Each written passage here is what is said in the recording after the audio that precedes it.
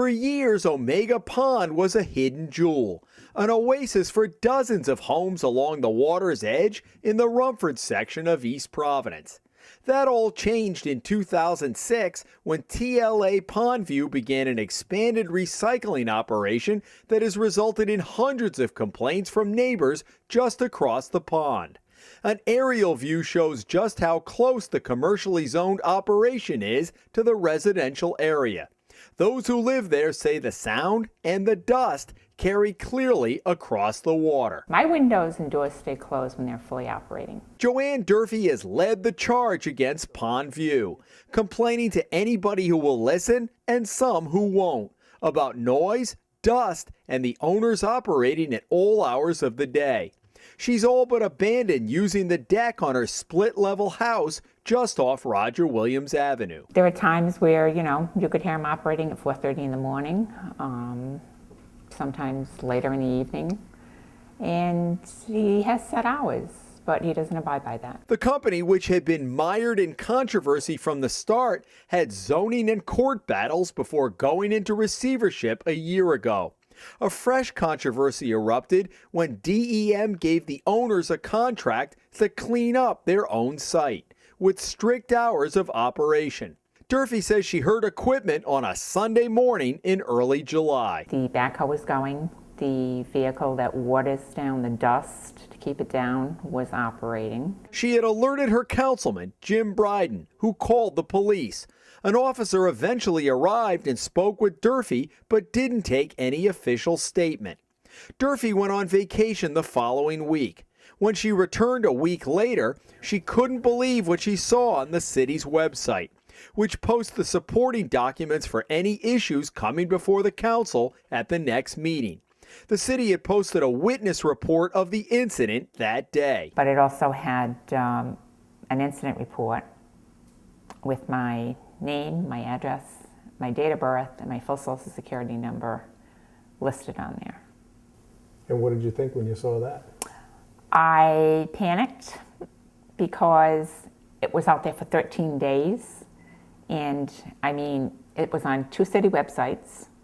And the city usually gives the East Providence Post and East Providence Patch a copy of the council docket. There's no reason why a civil report, which was what it was the police report on her call to the police, why it should have a Social Security number on it. Social Security numbers are not supposed to be used for identification. Veteran attorney William Harsh, who represents a citizens group fighting the Pondview operation, immediately called city manager Peter Grazikowski to have the information taken down. Hopefully it was sloppy work somewhere, but there's enough bad feeling and enough relatively hidden connections within the town of East Providence surrounding that operation at Pondview that I think it may have been intentional. What was that like for you? Who knows who has my information? Who knows who could have sat on their home computer and pulled off a copy of my credit report? Who knows if they sell my information? So for the rest of my life, I got to look over my shoulder. Grazikowski told Durfee in a July 25th letter that the posting was a, quote, inadvertent error, and he was launching an investigation into how it happened. He says in late July, we're launching an internal investigation. That's been 6 weeks. Right, through Human Resources. And what have you heard? I have heard nothing. So we asked the city manager about it before last week's council meeting. I wanted to find out what the status of the investigation is into how Joanne Durfee's Social Security number got on the city website. Where does that stand? I would refer that to our city solicitor. Why, you were the one who told her that you'd be doing the investigation or initiating it. Right, I would refer that question to the city solicitor. City Solicitor Timothy Chapman told the Hummel report the next day that while he was aware of the incident, Grazikowski did not include him in the review of what happened and had nothing more to offer us. The procedure to get stuff on, that something like that could happen, have you reviewed that in your role as city manager? Yes, so we have reviewed it, and again, I would refer your question to our city solicitor. Why can't you talk? Because it's an internal matter that has been investigated and communicated with the appropriate parties. You're paying city employees to do their job. And one of their jobs is to pay attention to the privacy of their citizens. Grazikowski's salary is $125,000 a year. Throw in family medical insurance, retirement, Social Security taxes, workers' compensation, and life insurance, and his total compensation from the taxpayers is $177,000. So has anybody been disciplined, suspended, lost a paycheck? We have revised our procedures, and as I would refer all the questions to the city solicitor in this matter. Why can't you just answer the question? It doesn't, I mean, what kind of transparency is this? You're the city manager, Right. and somebody's social security number got on a website. Well, that person is represented, and so is the city, and I would refer those questions, as I stated, to the city solicitor. So you're going to lawyer up on it? Thank you. We emailed Grazikowski the next day with follow-up questions, wanting to know how this could be prevented in the future. We received an automatic email message that he would be out of the office for the next week.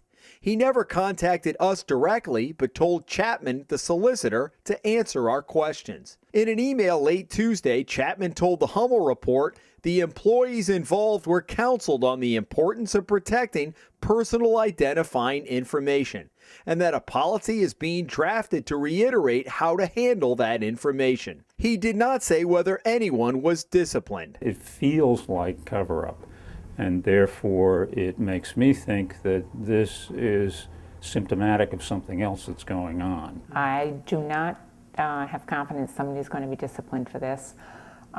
When you have a city manager who also has a degree in law, and if he's reviewing this stuff, he should have picked up on it and not just sent it forward if he did his job. If he didn't even read any of it and sent it forward, then he didn't do his job either. Durfee turned down the city's offer for a year's worth of identity theft protection because she would have had to sign away her right to take legal action. So she bought the protection on her own for $250. What does that say to the people of East Providence? Huh? You're going to hide behind a lawyer? Come on. As I stated previously, we have looked into our procedure, they're in compliance, and if you have further questions, you can ask Have our you city pinpointed it to somebody, some one person? solicitor. We have reviewed our procedures, and they're in compliance. In compliance with what? In compliance with what we should or should not be releasing. This is not over. I'm going to be seeking a meeting to discuss with him the fact that the more this goes on, the less I like what I'm seeing. And I want to, sit with him eyeball to eyeball and have him tell me what he feels the situation is, and not tell me that, this was just a one-off error. If it was a one-off error, prove it to me. Show me that you've been in touch with the police department. Show me that somebody in authority in the police department has done some inquiries. Show me a report. In East Providence, Jim Hummel for the Hummel Report.